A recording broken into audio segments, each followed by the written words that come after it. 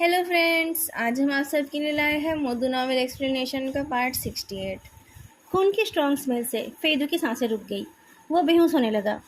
जो dead body उसके ऊपर गिर रही थी उसे साइड करके फेदू को कार के अंदर ढकल दिया गया। कार के ठंडे डोर पर उसका पीठ टकरा गया। जिस हाथ ने उसके गले को पकड़ा था वो ठंडा और हार्ड था, जैसे कि वो मेटल से बना हो। फेदू को लगने लगा जैसे कि वो उस बेसमेंट में पहुंच गया है। वो सांस लेने के लिए तड़प उठा तो उसके पेट में एक मुक्का मारा गया। उसे इतना दर्द होने लगा कि वो हिलने लायक भी नहीं रहा। उसे बांधकर बैक सीट पर फेंक दिया गया। जैंग जोंगलिंग के भेजे हुए हर एक कार में 2 लोग थे, पर इस कार के ड्राइवर ने फेदू के साथ बात की और अपने साथी को मारकर फेदू को बंदी बना लिया। फेदू की तरफ देखते हुए उसने कार का डोर खोला और फिर फेदू के नाक के ऊपर से उसके चश्मे को उठा लिया। चश्मे को तोड़ते ही एक ट्रैकिंग डिवाइस निकल आया। फेदू को पता था कि जैंग चुंगलिंग उसकी जांच करेगा, पर उसका बेटा फेदू के हाथ में है और फेदू शायद उसका फ्यूचर क्लाइंट बनेगा, इसलिए वो रूडली फेदू के सर को नहीं छुएगा। ड्राइवर ने उस चश्मे को ज़मीन पर फेंक कर अपने पैरों से उसे क्रश कर दिया और फिर कार लेकर निकल गया। जैंग चुंगलिंग फेदू के लिए वेट कर रहा था, पर लास्ट वाले कार से कांटेक्ट नहीं कर पा रहा था। शुरू में उसे लगा कि ये फेदू की ट्रिक है, पर इतना सब कुछ करने के बाद उससे मिलने से पहले फेदू ऐसी ट्रिक क्यों करेगा? एक ड्राइवर और एक चमचे को लेकर पुलिस भी क्या करेगी? तभी उस गायब हो चुकी कार से एक कॉल आया। जैंग चुंगलिंग ने खुद उस कॉल को रिसीव किया। कॉल करने वाले ने एक रिकॉर्डिंग चालू की जिसमें फेदू बोल रहा था कि 5 बजे तक उसकी खबर ना मिलने पर जांग दोंगलाई की जान खतरे में पड़ सकती है। कौन हो तुम? जैंग चुंगलुंग चिल्ला उठा। फ़ोन से कुछ अजीब आवाज़ आने लगी, पर किसी ने कुछ नहीं कहा। फन! जैंग चुंगलिंग गाली देने लगा, पर उधर से कॉल कट कर दिया गया। वो गुस्से से टेबल पर पंच करता है। पार्क के पास जहाँ फेदू की कार पड़ी थी, वहाँ पहुँचकर डायरेक्टर लू कार में ही बैठे रहे। एक पुलिसमैन नॉर्मल कपड़ों में फेदू के सबॉर्डिनेट की तरह बिहेव करते हुए फेदू की कार को सर्च करके उसका फ़ोन और वॉलेट निकालता है। डायरेक्टर लू, इसके सिवा कुछ और नहीं मिला। फ़ोन लॉक्ड है और वॉलेट में कैश और कार्ड के सिवा कुछ नहीं है। लू यूलियांग हेल्पलेसली फ़ोन के लॉक स्क्रीन को देखते हैं। कुछ टच करने से फिंगरप्रिंट प्रॉम्प्ट निकल कर आया। ये क्या है? कोड के सिवा यूज़र के फिंगरप्रिंट से भी फ़ोन को अनलॉक कर सकते हैं। वो पुलिस वाला बूढ़े डायरेक्टर को समझाने लगा। फेदू की उंगली प्रेस करने पर ही ये। तब तक लू यूलियांग ने अपने पॉकेट से एक फिंगरप्रिंट फिल्म निकाल लिया था और उस पुलिसमैन को हैरान करके उस फिल्म को उस फिंगरप्रिंट पैड पर प्रेस कर दिया। ऐसे अनलॉक होते ही एक ड्राफ्ट दिखाई दिया, जिसका फर्स्ट लाइन था, अगर मुझ पर लगा ट्रैकिंग सिस्टम काम ना करे तो उसका मतलब है कि मैं ऑलरेडी डिसाइडर के हाथ में हूँ। लू यूलियांग डर गए, पर इस बात को अच्छी तरीके से समझने से पहले ही उनके पास से किसी ने कहा, एक प्रॉब्लम हो गई है डायरेक्टर लू, फेदू का ट्रैकिंग डिवाइस काम नहीं कर रहा है। फेदू के ड्राफ्ट में आगे लिखा था, अगर मेरा अंदाज़ा सही है तो लोवरे का फिनेंशियल बैकर फे चेंगू था। रिसाइटर का ये मानना है कि गुनाह करने वालों को उसी तरीके से सज़ा मिलनी चाहिए, तो फिर वो लोग जैंग चिंजू को भी पब्लिकली अरेस्ट कराना चाहेंगे। उसी से गुजाओं की बदनामी मिटेगी। लोबरे के पीछे जो लोग थे उनको भी सज़ा मिलेगी। उनमें से एक है जैंग चुंगलिंग और दूसरा है फे चेंगू का वारिस। अगर मेरा अंदाज़ा सही है तो जहाँ सब कुछ शुरू हुआ था वहीं पर सब कुछ ख़त्म होगा। अगर मेरा अंदाज़ा गलत हुआ तो। फेदू का ड्राफ्ट अचानक ख़त्म हो गया तो लू यूलियांग को जैसे हार्ट अटैक आ गया। कुछ लोग अपने पास्ट से कभी निकल नहीं पाते हैं और उनकी ज़िंदगी पास्ट में ही कैद रह जाती है। पुलिस की कार्स जैंग चुंजू के 5 कार्स का पीछा करते करते स्पोर्ट्स पार्क तक पहुंच गई। इस जगह को शहर के ऑक्सीजन सप्लाई के लिए बनाया गया था। इतने टाइप के पेड़ लगाए गए कि अब वो एक वर्जिन फॉरेस्ट में बदल गया है। जैंग चुंजियो के 5 कार्स ऐसे उस फॉरेस्ट में घुसे जैसे कि चूहे किसी एंटीक स्टोर हाउस में घुसते हैं। वहाँ की एयर ड्राई है और सारे पेड़ सूखे सूखे हैं। वहाँ बॉम्ब गिरने से खेल ख़त्म हो जाएगा। पुलिस ने उस स्पोर्ट्स पार्क को पूरी तरीके से घेर लिया था। वो लोग माइक में सरेंडर करने के लिए बोल रहे थे।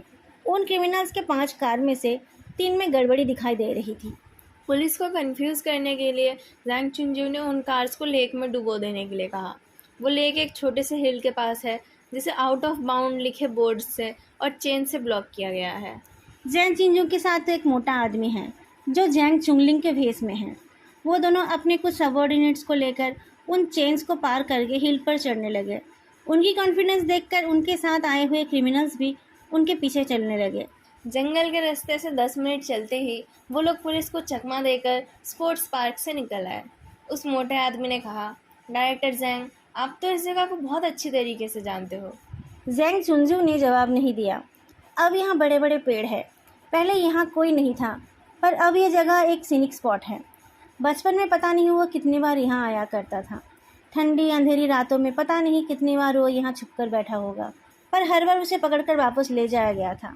उसे लगा कि जैसे उसे किसी के पैरों की आवाज़ सुनाई दी। उसने अनजाने में अपने पॉकेट में रखे गन को पकड़ लिया। उस टाइम का कमज़ोर, बेसहारा लड़का अब एक ऑल कॉन्करिंग मैन बन गया है। पर जो डर उसके अंदर बसा है वो कहाँ जाएगा? उस आदमी को अपने हाथों से 3 बार चाकू से मारने के बाद भी वो डर उससे नहीं गया। वो लोग ईस्ट फॉरेस्ट स्की रन में पहुंच गए थे। जैंग चुनजू के आंखों के सामने वो एक्स्ट्रावैगेंट स्पोर्ट्स पार्क और बिल्डिंग नहीं थे, बल्कि उसे 40 साल पहले का बंजर हिल दिखाई दे रहा था। हाईवे की जगह पर उसे वेस्टलैंड और उसमें उगे झाड़ियाँ दिखाई दे रही थी, और उसके साथ साथ उसे ऑर्फनेज में बिताए हुए भयानक दिन याद आ गई। ऑर्फनेज के गेट पर एक हार्ट का लोगो बना हुआ था, जिसका एक हिस्सा टूट गया था। कोर्टयार्ड में चारों तरफ रेलिंग थी और बच्चे उसमें से बाहर झांकते रहते थे। सुहुई, सुहुई भागो, भागो। सुहुई बस 7 साल की थी, एक अंडर डेवलप्ड कली जैसी, पर वो लोग उसे हार्वेस्ट करने के लिए मरे जा रहे थे। जो याहो को इतनी छोटी लड़कियां पसंद नहीं थी, पर सुहुई बहुत ही अट्रैक्टिव थी। वो लोग उसे टाइम से पहले ही ले लेना चाहते थे। जैन चिंजू को याद है कि उस दिन क्रिसमस था। वेस्ट के साथ कनेक्शन की वजह से उस दिन हेंगन ऑर्फनेज भी सज उठा था और लाउड स्पीकर पर क्रिसमस म्यूजिक चल रही थी। लड़की के बाल बिखरे हुए थे, उसका चेहरा गंदा था और उसकी पूरी बॉडी में मिट्टी लगी हुई थी। वो छोटा लड़का अपनी लिमिट नहीं जानता था। वो अपनी दीदी का हाथ पकड़कर भाग रहा था। कुत्ते भौंक रहे थे। एक कुत्ता खुला हुआ था। दोनों बच्चे गेट तक पहुंचने ही वाले थे कि उस कुत्ते ने आकर उस लड़की के पैर को काट लिया। कुत्ते ने लड़की पर अटैक कर दिया था। वो लड़का इतना डर गया था कि बेहोश होने वाला था। तभी कोई आकर उसे रेलिंग से उठा ले गया। वो उसका बड़ा भाई था। उस छोटे बच्चे को ना तो अपने पेरेंट्स के बारे में कुछ पता था और ना ही अपना नाम। वो सिर्फ अपने इस बड़े भाई को जानता था, जिसने उसका ध्यान रखा और उसे एक नाम दिया। बड़े भाई ने उसे एक बैम्बू बास्केट में छुपा दिया, जिसमें कोयला रखा जाता था, और फिर वो एक डंडा लेकर उस कुत्ते को भगाने की कोशिश करने लगा। उस लड़की को छोड़कर अब वो कुत्ता उस टीनेजर की तरफ देखता है। बास्केट के अंदर से उस बच्चे ने देखा कि कैसे उसके कमज़ोर बड़े भाई ने उस कुत्ते का सामना किया। तभी अंदर से कुछ लोग दौड़कर आए और उस लड़की को ले गए। उनको लगा कि वो टीनेजर उस लड़की को लेकर भाग रहा था। उन लोगों ने उसे कुत्ते से कटवाया, हंटर से मारा। उतनी ठंड में उसके ऊपर बर्फ वाला पानी डाल दिया। उसके कपड़े उतारकर ज़मीन पर गिराकर उसे पैरों से कुचला, और फिर उन आदमियों की गंदे बॉडीज भी दिखाई दी। बास्केट के अंदर राख में बैठा वो बच्चा वो सब देख रहा था। तब से उसका हर क्रिसमस राख के रंग का हो गया है। कार्स आ गए हैं। एक सबॉर्डिनेट की आवाज़ से जैंग चुनजू की आंखों के सामने का राख हट गया। 3 कार्स पहले से ही हथियार लेकर रेडी थे। उनके ड्राइवर्स बहुत देर से वेट कर रहे थे। डायरेक्टर जैंग, सब कुछ रेडी है। पुलिस स्पोर्ट्स पार्क में है, जल्दी कीजिए। तभी स्टेडियम के ऊपर की सारी लाइट्स जल उठी और पुलिस की सायरन बजने लगी। जांग चुनजियो और उसके साथियों की तरफ गन का निशाना लगाकर 5-6 पुलिस कार्स उनको घेर कर खड़ी थी। लुओ वेंजो चुपचाप अपनी कार से निकल कर आया और 2-4 कदम आगे चलकर रुक गया। एक कॉम्प्लिकेटेड एक्सप्रेशन के साथ उसने अपने पुराने सुपीरियर की तरफ देखा। लुओ वेंजो, जांग चुनजियो आहें भरता है। जब वो डायरेक्टर के पोजीशन में थे, तब दिन में पता नहीं कितने बार ये नाम लेते थे। लुओ वेंजो को ढूंढो, उसे बोलो कि वो खुद कुछ लोगों को लेकर वहाँ चला जाए। क्रिमिनल इन्वेस्टिगेशन टीम के लुओ वेंजो को मीटिंग के लिए बुलाओ। लुओ वेंजो को मेरे ऑफिस में आने के लिए बोलो। लुओ वेंजो कहाँ है? क्या वो अभी भी ड्यूटी रूम में सो रहा है? पता नहीं उसे इतनी नींद कहाँ से आती है। डायरेक्टर जांग हमेशा सबको ऑर्डर करते रहते थे। सबसे ज़्यादा वो लुओ वेंजो को ही बुलाते थे, कभी उसे काम करने के लिए बोलने के लिए और कभी उसे डांटने के लिए। लुओ वेंजो ने नहीं सोचा था कि कभी ऐसी सिचुएशन में वो उसका नाम लेंगे। पुलिस के हाथ हथियार थे और क्रिमिनल्स के पास भी। कोई भी पहले हथियार नीचे करने को तैयार नहीं था। जांग चुनजू ने उस आदमी की तरफ देखा जो उसके बड़े भाई का वेश लेकर खड़ा था। उसकी पॉस्चर, उसके कपड़े, लोगों के बीच उसका पोजीशन, इन सब से सबको यही लगेगा कि वही जैंग चुंगलिंग है। जो उसे पर्सनली जानता है वही पास से बता पाएगा कि वो कोई और है। पर जब तक ऐसा होगा तब तक उसका भाई सेफ जगह पर जा चुका होगा। तुम काबिले तारीफ हो, हमारा पीछा करके यहाँ तक आ गए। छुपके से जो हुआइजिन को बचा लिया, दोंगलाई का पीछा किया। ये सब तुमने ही किया ना? जैंग चुनजिव की बातें और दगे हुए गन्स को इग्नोर करके लुओ वेंजो थोड़ा आगे जाता है। डायरेक्टर जैंग, मुझे आपकी गाइडेंस की ज़रूरत है। 3 साल पहले अपनी एनुअल हॉलीडे के टाइम एक सिटीजन को बचाते हुए यंग सर एक अंडरपास में मारे गए। उनका घुटना टूटा हुआ था। वो उस अंडरपास में क्यों गए थे, ये सवाल मैंने बहुत बार पूछा था, पर आपने हर बार मुझे चुप करा दिया था। क्या आप ये एक्सप्लेन कर सकते हैं? इसमें एक्सप्लेन करने जैसा क्या है? उस दिन वो ग्रोसरी खरीदने गया ही नहीं था। कुछ इन्फॉर्मेशन मिलने पर वो एक क्रिमिनल का पीछा कर रहा था। ग्रोसरी खरीदना तो बस एक बहाना था, पर वो उसके पास पहुंच नहीं पाया और अंडरपास में वेट करते हुए क्रिमिनल ने उस पर अटैक कर दिया। कुत्ते के भौंकने से वो क्रिमिनल इरिटेट नहीं हुआ था। क्रिमिनल के गलत इरादे को देखकर वो कुत्ता भौंक रहा था। पर मरने से पहले यंग सर ने उस क्रिमिनल का नाम नहीं लिया जिसे वो फॉलो कर रहे थे। उन्होंने बस एक मीनिंगलेस रेडियो फ्रीक्वेंसी का नाम लिया। यहाँ तक बोलते ही लुओ वेंजो ने जैंग चिंजू को मुस्कुराते देखा। उसने कुछ रियलाइज़ किया। उनके वो सब तावरन के लिए नहीं था। उन्होंने उस क्रिमिनल्स का नाम इसलिए नहीं लिया क्योंकि उन्हें पता था कि वो पकड़ा जाएगा। उनके साथ कोई पार्टनर था। वो पीछा कर रहे थे और कोई आगे इंतज़ार कर रहा था। ऐसी साझेदारी तो पुराने पार्टनर्स के बीच ही होती है। वो पार्टनर आप थे। किसी अनजान ने उसे एक वांटेड क्रिमिनल के फिंगरप्रिंट्स और एक डीएनए कंपैरिजन भेजा था। साथ में वो फिंगरप्रिंट्स जहाँ मिले थे उस जगह की कुछ फ़ोटोज़। यांग जेंगफेंग ने वो रिपोर्ट नहीं किया था। क्योंकि उन्हें गुजाओ की याद आई थी। नहीं, जिसने वो भेजा था वो ना सिर्फ एक खूनी था, बल्कि वो मर चुका था। फांसीवान। जांग चुनजू हंसने लगा। पता नहीं फांसीवान ने उस पर क्या जादू किया था कि वो ये सब कुछ छुपाकर अकेले इन्वेस्टिगेशन कर रहा था। उस प्रोग्राम में रिसाइटर जो सबमिट करता था वो एक हिंट था कि कौन सा केस सस्पिशियस है। वो उस फांसीवान को बचा रहा था, इसलिए उसने मरने के टाइम पर जाकर मुझे उसके बारे में बताया। मुझे फांसीवान की टैलेंट की कदर थी, इसलिए मैंने किसी को उसे रेस्क्यू करने के लिए भेजा था। मुझे नहीं पता था कि वो जिस थाली में खाएगा उसी में छेद करेगा। आपने खुद उसके साथ कांटेक्ट नहीं किया? हम दोनों भाई किसी से भी डायरेक्टली नहीं मिलते हैं। उसके लिए कुछ भरोसेमंद लोग हैं। यंग सर तो किसी मोल को ढूंढ रहे थे। उन्होंने आप पर भरोसा क्यों किया? तुम इसे उल्टा बोल रहे हो। ठीक सवाल है कि उसने कैसे मेरा ट्रस्ट गेन किया। जांग चुनजू अजीब तरीके से मुस्कुराता है। अगर तुम्हें किसी का ट्रस्ट चाहिए तो तुम उसके सामने अपने आप को प्रूव करने की कोशिश नहीं करनी चाहिए, बल्कि उसका उल्टा करना चाहिए। मैंने प्रिटेंड किया कि मैं सीक्रेटली गुजाओ के केस को इन्वेस्टिगेट कर रहा हूँ। मैं बहुत कॉशियसली ये कर रहा था और उसे बाय चांस थोड़ा थोड़ा पता चल गया। मैंने उसे ये जताया कि मैं इन्वेस्टिगेशन कर रहा हूँ और मेरा शक उसके ऊपर है। लगभग 6 महीने तक ऐसा गेम खेलते खेलते उसने मुझे भरोसा दिलाया कि वो कोई मोल नहीं है। ये बात हजम नहीं हो रही है। फेदू ने भी तुम्हारे साथ ऐसा नहीं किया? लुओ वेंजो ने फ्रॉन किया। पहले उसने तुम्हारे पास आने के लिए स्कीम किया, फिर एक्सीडेंटली अपना डिफेंस रिवील करके तुम्हें कंफ्यूज और डिसोरिएंटेड कर दिया। तुम उसके पीछे भागते रहे, उसके सामने अपने आप को प्रूव करने की कोशिश करते रहे। जब तुम पूरी तरीके से उसके जाल में फंस गए, उसके बाद भी तुम्हें हर पल उसका भरोसा जीतने की कोशिश करनी पड़ी। तुम्हें लगता है कि वो कोई अच्छा इंसान है। जांग चुनजू गर्दन हिलाता है। लुओ एंजो, तुम अपने शिफू की तरह ही ओवर कॉन्फिडेंट हो। डायरेक्टर जैंग, इस वक्त आपको दूसरे के बारे में ना सोचकर अपने बारे में सोचना चाहिए। ऑफ कोर्स, 2 नेगेटिव मिलाकर एक पॉजिटिव बनता है। जांग चुनजू ने बाहें फैलाए। मैंने उसे बुरा कहा तो वो अच्छा होगा, पर ऐसा ना भी हो सकता है। तुम्हें क्या लगता है कि वो कीचड़ में खिला कमल है?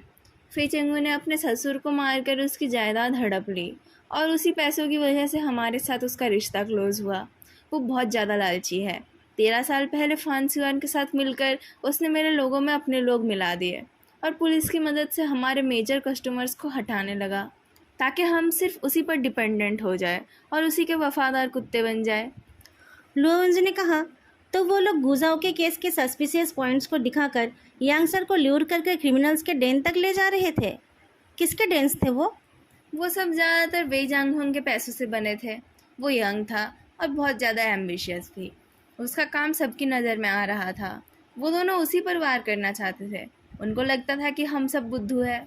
तो आपने यांग सर की मदद से उनको ही एक्सपोज कर दिया और फिर चेंगू का कार क्रैश करा दिया। जांग चुनजू मुस्कुराता है। पर फांसीवान बच गया। आप लोगों को पता था कि जैसे वो जिंदा है वैसे ही आपके सिस्टम में उसके डाले हुए वायरसेस भी जिंदा है, जिसे आप मिटा नहीं सकते। पर आप लोग उसके बाद से सावधान हो गए। आप लोगों ने सूचेंग को अपने टीम में ले लिया और फिर बुरो के सीसीटीवी सिस्टम में स्पाई करना शुरू कर दिया, ताकि आपके रिटायरमेंट के बाद भी आपको इन्फॉर्मेशन मिलती रहे। और अगर ये बात पता भी चले तो डायरेक्टर सेंग फंसेंगे और फे चेंग को ही इनके लिए जिम्मेदार सोचा जाएगा। जैंग चुनजियो ने हाँ ना कुछ नहीं कहा। फिर अपने जानबूझकर पिक्चर एल्बम को दोबारा शुरू कराया। टीचर पान ने उसका नाम दिया, पर आपने ही इस प्रोजेक्ट को पुराने प्रोजेक्ट के जैसा बनाया था। पिछले टाइम आपने फैंसी वन के स्टाइल में एक मर्डर किया था। मैं ऐसा क्यों करूँगा? मुझे पकड़े जाने का शौक क्यों होगा? आपको पता था कि आपके खिलाफ कोई सबूत नहीं है। आप चाहते थे कि यांग सर के मरने के बाद जब फैंसी वन इन्वेस्टिगेशन करेगा तब उसे पता चलेगा कि आप उनकी मदद कर रहे थे। इस तरीके से वो आप पर शक नहीं करेंगे। ऐसा नहीं हुआ था। उसे पता चल गया था कि वो मैं था। पता नहीं क्यों, शायद इसलिए कि मैं उनकी तरह यान सिक्योरिटी यूनिवर्सिटी से नहीं था। लो एंजो बहुत देर तक कुछ बोल नहीं पाया। फिर उसने धीरे से कहा, जिस दिन यांग सर का फ्यूनरल था उस दिन आपने हम सबको यूनिफॉर्म पहनने का ऑर्डर दिया था और फिर खुद हमें लीड किया था। उस वक्त क्या सोच रहे थे आप? जैंग चुनजियो का एक्सप्रेशन चेंज हो गया। यांग सर 20 साल से आपके दोस्त थे। आप दोनों में साथ जीने मरने वाली दोस्ती थी। उन्होंने आपके साथ कुछ गलत नहीं किया था। ऑफिसर गु आपको बड़े भाई की तरह मानते थे। दोनों ने आप पर भरोसा किया, मुसीबत के टाइम आपकी मदद मांगी। उनको पीछे से वार करके क्या आपको बहुत अच्छा महसूस हो रहा था? क्या आप उनकी बेवकूफ़ी पर हंस रहे थे? तुम मेरे विवेक को जगाने की कोशिश कर रहे हो। लुओ वेंजो ने जैंग चुनजियो के पीछे छुपे मोटे आदमी की तरफ इशारा किया। जैन चुंगलिंग आपके भाई है, तो क्या वो दोनों आपके भाई नहीं रहे थे? जैंग चुनलिंग का नाम सुनकर जैंग चुनजियो का चेहरा हार्ड हो गया और फिर उसने बिना वार्निंग के अपने पॉकेट से गन निकालकर लुओ वेंजो की तरफ गोली चला दी। लुओ वेंजो की स्पीच बहुत इमोशनल तो थी, पर वो अलर्ट था और उसके पास खड़े fully armed special police officer भी चौकन्ना था। उसने लुओ वेंजो को धक्का दिया तो लुओ वेंजो रोल होकर हट गया। बुलेट जाकर बुलेट प्रूफ सीट से टकराई। जैंग चुनजियो ने 3 गोलियां चलाई और जो लोग उसे लेने के लिए आए थे उन्हें फायर करने के लिए कहा, पर वो लोग अपने सब मशीन गन्स को गले में टांग कर दोनों हाथ ऊपर करके खड़े हो गए। लुओ वेंजो धूल झाड़ते हुए बोलता है, मुझे पता है कि ये हेंगन ऑर्फनेज का ओरिजिनल लोकेशन है और मुझे आपके सीक्रेट पास्ट के बारे में भी पता चल गया है। इतने सालों से जो आप अपने दर्द को दूसरे पर थोप रहे हो, इससे आपको कुछ फ़ायदा हुआ है क्या? आप जानते थे कि जेंग काइफेंग जो हुआ हुई के जैसा ही था, फिर भी आपने उसके साथ काम किया। जिन मॉन्स्टर्स ने आपको दर्द दिया, आप उनके जैसे ही बन गए। Shut up. आपको पता था कि जैंग चुंगलिंग अपने आप को कंट्रोल नहीं कर पाएगा। वो भी जो याहू की तरह सोई हुई के पास जाएगा। सू जियाओलन के डायरी में ये सब लिखा है। क्या उस बच्ची को देखकर उसे बचपन की सू हुई याद आती थी? तुम्हें घंटा कुछ समझ नहीं आता। जैंग चुनजियो की आंखें लाल हो गई थी। लुओ वेंजो, यंग मास्टर लुओ, कभी तुमने मार खाई है? कभी तुम्हें भूखे पेट रहना पड़ा है? तुम्हें पता है हर पल डर डर के ऐसे जिया जाता है? बात करते करते उसने अपने पॉकेट से एक डिटोनेटर निकाला। 7-8 पुलिसमैन उस पर गन का निशाना लगाकर खड़े थे। उसने कहा, मैं तुम्हें एक सीक्रेट बताता हूँ। उसी टाइम लुओ वेंजो के ईयरपीस में एक कॉल आया। लुओ वेंजो के पास उधर ध्यान देने का टाइम नहीं था, पर उसे हाँफने की आवाज़ सुनाई दी और ताओरान ने बहुत मुश्किल से फेदू का नाम लिया। फेदू अच्छा लड़का है, जैंग चुनजियो ने अजीब धीमी आवाज़ में कहा। 2 आदमियों ने एक साथ फेदू का नाम लिया। लुओ वेंजो की आंखें छोटी हो गई और जैंग चिंजुंग ने डिटोनेटर का बटन दबा दिया। दोस्तों, आज का पार्ट मैं यही ख़त्म कर रही हूँ। आप लोगों को आज का पार्ट कैसा लगा बताना मत भूलना और वीडियो को लाइक करना भी मत भूलना। आप लोगों ने अगर अभी तक चैनल को सब्सक्राइब नहीं किया है तो चैनल को सब्सक्राइब भी कर लेना। फिर मिलेंगे नेक्स्ट पार्ट में। तब तक के लिए बाय।